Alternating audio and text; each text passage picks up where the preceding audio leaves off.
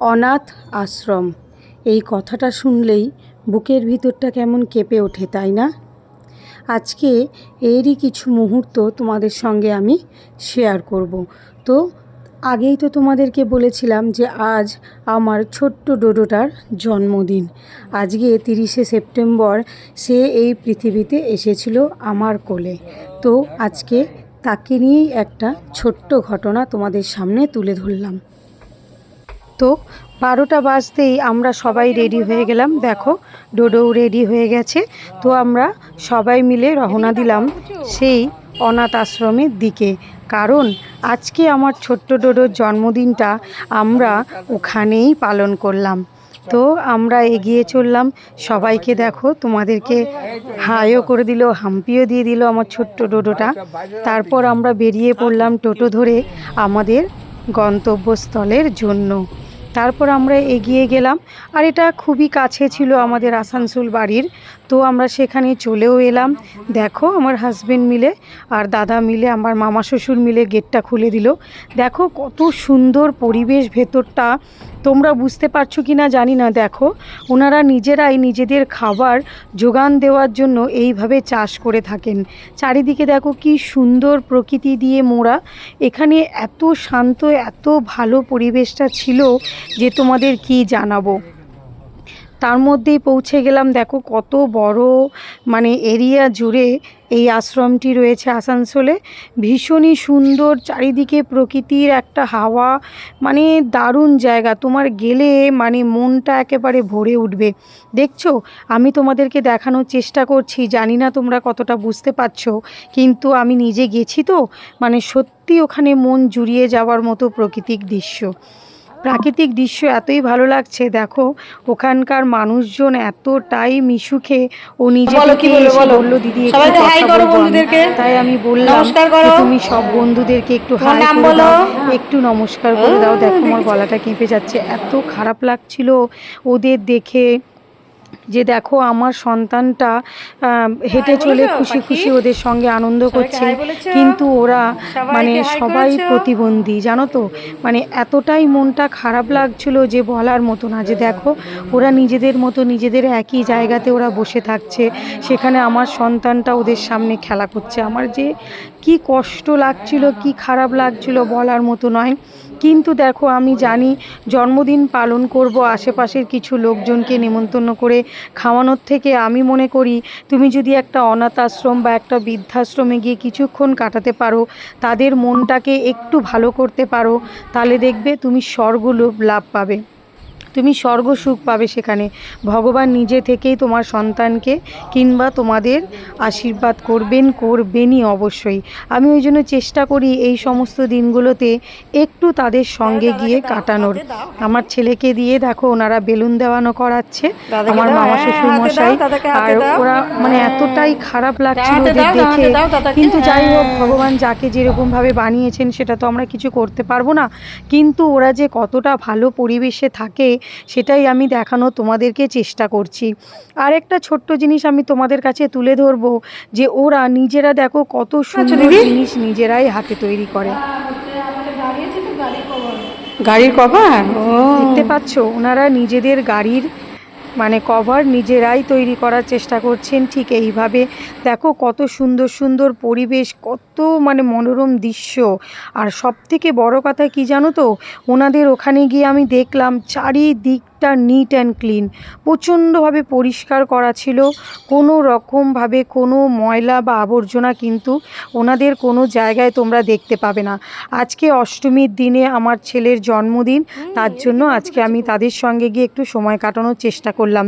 এই জিনিসগুলো দেখো, এটা হচ্ছে তাদের একটা বোর্ড, তারা সমস্ত কিছু উইশ বা কিছু ওনারা এখানে পুট করেন, লিখে রাখেন। দেখো ওনারা নিজে থেকেই যে বাচ্চাগুলো ওখানে মানুষ হচ্ছে, তারা দেখো নিজের হাতে কি সুন্দর সুন্দর ছবি ওরা ড্র করে, কি সুন্দর ওরা বানিয়েছে। দেখো প্রাকৃতিক দৃশ্য, সেগুলোই আমি তোমাদের দেখানোর চেষ্টা করছি। জানি না কতটা বুঝতে পারছো, কিন্তু সত্যি আমি তোমাদের বলবো বন্ধুরা, যদি তোমরা একটু সময় পাও না, তাদের একটু সময় দেওয়ার চেষ্টা করো। দেখো ভগবান আমাদের দু হাত দু পা আমাদের সুস্থ সবল তৈরি করেছে, আমরা কিন্তু শ্রেষ্ঠ জীব হিসাবে পরিচিত, কিন্তু সেখান থেকেও তারা কিছুটা হলেও বঞ্চিত। তো তারা দেখো সব সময় 365টা দিনই একা একা তারা কাটায়। তো কিছু মুহূর্ত যদি তুমি তাদের সঙ্গে গিয়ে কাটাও না, তারাও দেখবে আনন্দ পাবে। আমি মনে করি কি বলো তো, আত্মীয় স্বজন পরিজন এরা তো থাকবেই, এদেরকে তোমার যদি সামর্থ্য থাকে তুমি অবশ্যই তাদেরকে নিয়ে এসে কিছু খাওয়াও বা কিছু করো, কিন্তু আমি বলবো কিছু অ্যামাউন্ট হলেও তুমি এই সমস্ত মানুষের পিছনে খরচ করো, দেখবে মানসিক শান্তি পাবে। সবথেকে বড় কথা দেখো, আজকে অষ্টমী বলে তাদেরকে কত সুন্দর জামা কাপড় পরিয়ে তাদেরকে কিন্তু ঠাকুর দেখতেও নিয়ে যাওয়া হয়েছিল। দেখো আমরা যখন ছিলাম তখন কিছু মানুষ ছিল ভেতরে, আর কিছুজন বাচ্চা ছিল যারা বাইরে ছিল, ঠাকুর দেখতে গেছিল। তারা দেখো এসে সবাই হাজির হচ্ছে একে একে। তো তারপর আমরা সবার সঙ্গে পরিচিতি বাড়ালাম। আমার ছেলেটা আবার নতুন করে তাদেরকে সবাইকে দিল। হ্যাঁ, আমার সন্তানের জন্মদিন তো বলাটা ভুল, তোমাদেরকে তো আগেই বলেছি যে আমার দুই দিদি আর দুই দিদির দুই কন্যা সন্তান আর আমার ছেলের একই দিনে জন্ম। হ্যাঁ, মানে বয়সের ডিফারেন্স আছে, একজন 12 বছর একজন 9 বছর, আর আমার ছেলেটা এই সবে 3 বছরে পা দিল। মানে পা দিল বলা ভুল, 3 বছর কমপ্লিট করলো, আজকের দিনে তার 3 বছর কমপ্লিট হলো। দেখো ওনারা সবাই মিলে কত সুন্দর উইশ করবে, কত সুন্দর গান গেয়ে, মানে খুবই মানে একটা খুবই একটা ভালো একটা পরিবেশ সেখানে সৃষ্টি করতে দেখেছি ওনাদেরকে। ওনারা মানে যে এই যে প্রতিবন্ধী মানুষগুলো সবাই মিলে আমার ছেলেটাকে আশীর্বাদ করলো, সবাই মিলে গান গেয়ে বার্থডে উইশ করলো, এটা যে মানে কতটা মানসিক শান্তি না তোমাদের আমি বলে বোঝাতে পারবো না। তার জন্যই বলছি তোমরা যদি সময় পাও অবশ্যই তোমরা যেও।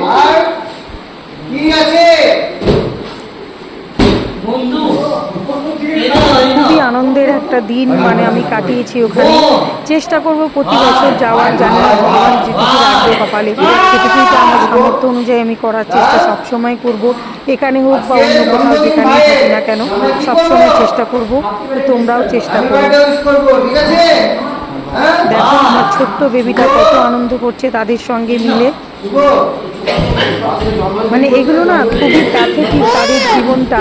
তো আমাদের জীবনটা আমরা সুস্থ সবল আছি মানে ভগবান আমরা অনেকেই বলতে থাকি যে দেখো আমার এত কষ্ট বা আমার এত রোগ, আমরা কষ্ট পাচ্ছি।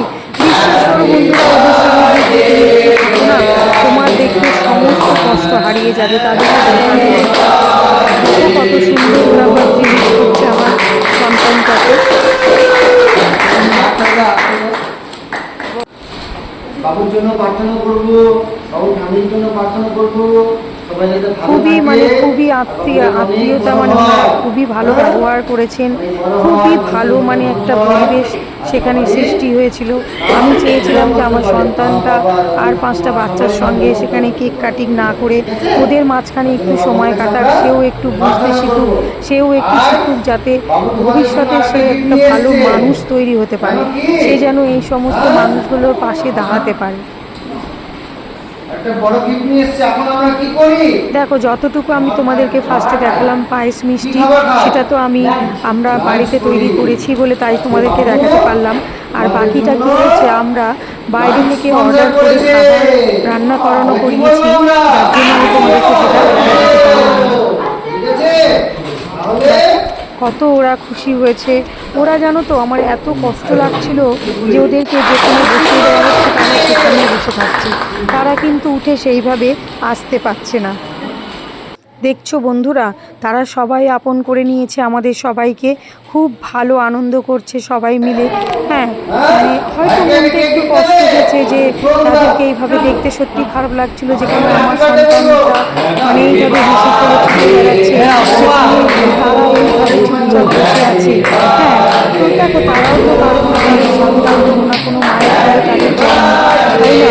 কিন্তু তাদেরকে দেখতে সত্যি খুবই কষ্ট হচ্ছিল, কিন্তু তাও মনে হলো যে এত সময় যদি তাদেরকে দিয়ে তাদের আনন্দ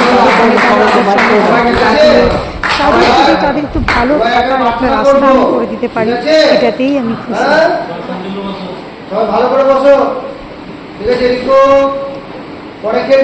দেখো তারা কত সুন্দরভাবে এটাকে প্রেজেন্ট করছে যে আমার সন্তানের জন্মদিন, তারা উইশ করছে, তারা গান গাইছে, তারা আমার সন্তানের জন্য প্রে অবধি করছে।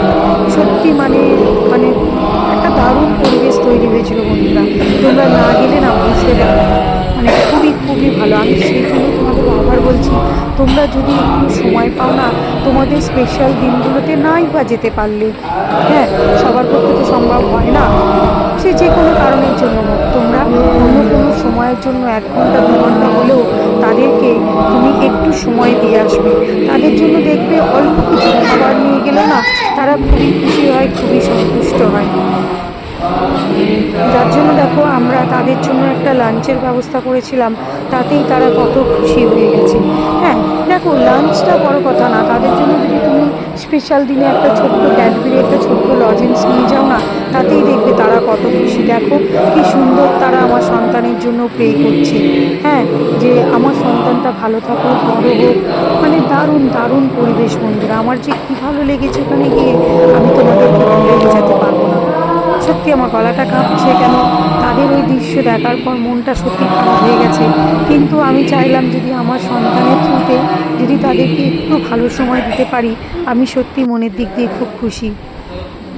দেখো তারপর তাদেরকে লাঞ্চের জন্য যেতে বলা হলো, তারা দেখো আস্তে আস্তে যাচ্ছে, তাদেরকে নিয়ে যাওয়ার চেষ্টা করছে কিছু মানুষ। তারা এইভাবে মানে লাঞ্চের জন্য গেল, তারা খুবই খুশি হয়েছে আমাদের এই লাঞ্চটা পেয়ে। আমার সন্তানের থ্রুতে আমি তাদেরকে মুখে এইটুকু সামান্য অন্ন তুলে দিতে পেরেছি।